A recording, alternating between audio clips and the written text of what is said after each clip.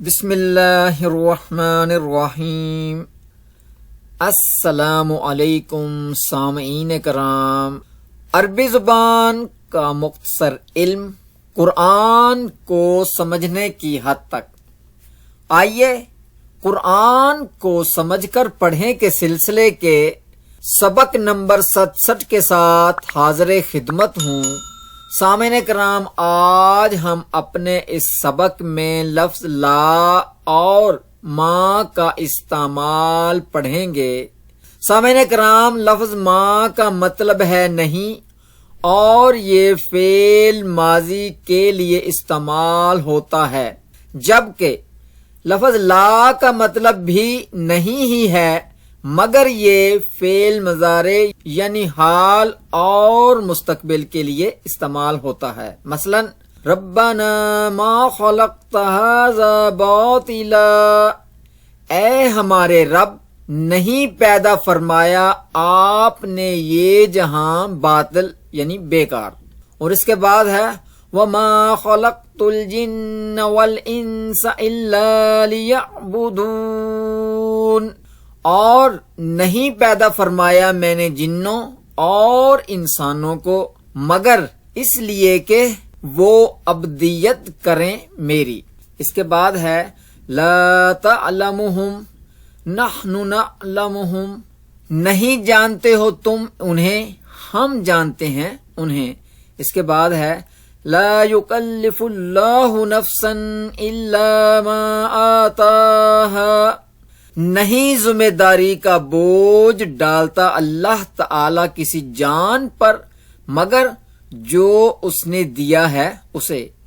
سامعین کرام، ان مثالوں میں ایک لفظ استعمال ہوا ہے آتا، جس کا مطلب ہے دینا، اور یہ ضربہ کے وزن پر آتا اس نے دیا، یہ فعل ماضی ہے، جبکہ یعطی وہ دیتا ہے یا وہ دے گا، یہ فعل مضارع ہے۔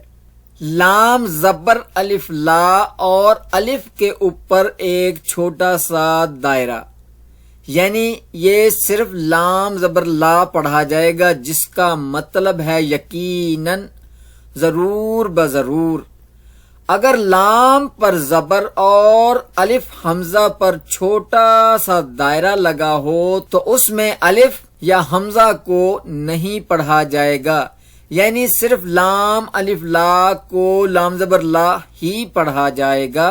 شروع میں ہم سبق نمبر 18 میں زبر والے لام کا استعمال پڑھ چکے ہیں کہ یہ لام تاکید ہوتا ہے، جس کے معانی ہیں یقیناً، ضرور بضرور۔ مثلا وَلَأَوْزَعُوا خِلَالَكُمْ يَبْغُونَكُمُ الْفِتْنَةَ، اور یقیناً وہ منافقین بھاگ دوڑ کرتے تمہارے درمیان، وہ چاہتے ہیں تمہارے لیے فتنہ یعنی کہ بگاڑ، اور یقیناً وہ منافقین بھاگ دوڑ کرتے ہیں تمہارے درمیان، وہ چاہتے ہیں تمہارے لیے فتنہ یعنی کہ بگاڑ۔ اس کے بعد ہے لَأَنْتُمْ أَشَدُّ رَحْبَةً فِي صُدُورِهِمْ مِنَ اللَّهِ، یقیناً تمہارا بہت زیادہ ڈر ہے ان کے سینوں میں اللہ کی نسبت۔ سامعین کرام، ان مثالوں میں ایک لفظ استعمال ہوا ہے باغی، جس کا مطلب ہے چاہنا، تلاش کرنا یا بغاوت کرنا۔ بغا اس نے چاہا، یہ فعل ماضی ہے۔ ینبغی وہ چاہتا ہے یا چاہے گا، یہ فعل مضارع ہے۔ اس کے بعد ہے لم، جس کا مطلب ہے نہیں، نہ، اور یہ بھی فعل ماضی کے لیے استعمال ہوتا ہے۔ تو سامعین کرام، اگر لم کے بعد فعل مضارع ہو تب بھی ترجمہ فعل ماضی میں ہی کیا جاتا ہے۔ مثلا یعلم وہ جانتا ہے یا جانے گا، لم یعلم نہیں جانا اس نے۔ ترا تو دیکھتا ہے یا دیکھے گا، لم ترا نہیں دیکھا تو نے۔ یذہبو وہ جاتے ہیں یا جائیں گے، لم یذہبو نہیں وہ گئے۔ یعرفو وہ پہچانتے ہیں یا پہچانیں گے، لم یعرفوا نہیں پہچانا انہوں نے، نشرح ہم کھولتے ہیں یا کھولیں گے، لم نشرح نہیں کھولا ہم نے، یؤمنو وہ ایمان لاتے ہیں یا لائیں گے، لم یؤمنو نہیں ایمان لائے وہ۔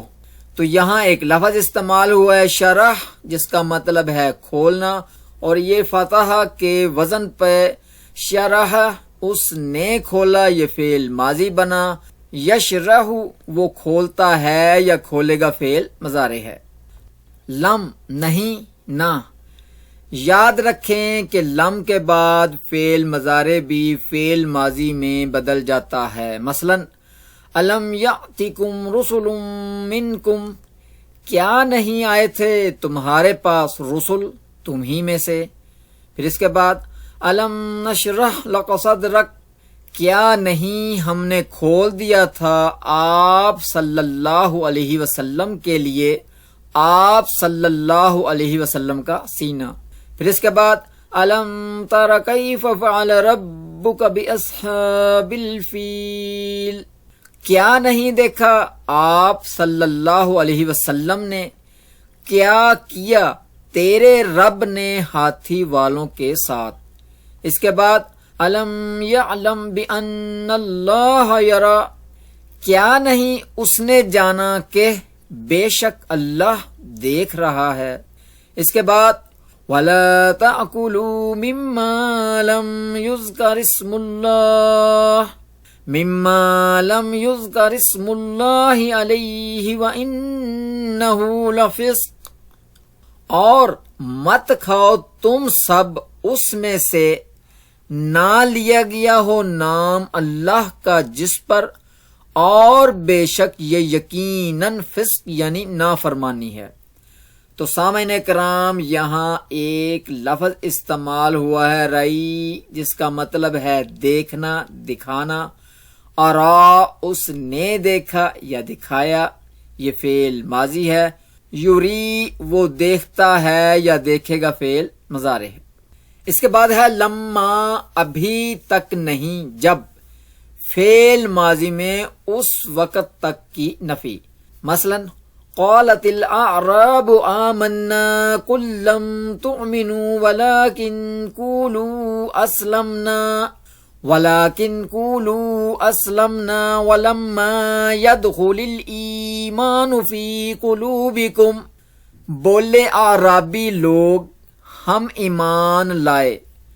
آپ صلی اللہ علیہ وسلم فرما دیجئے کہ نہیں تم ایمان لائے، اور لیکن تم یوں کہو کہ ہم مسلمان ہوئے، اور ابھی تک نہیں داخل ہوا ایمان تمہارے دلوں میں۔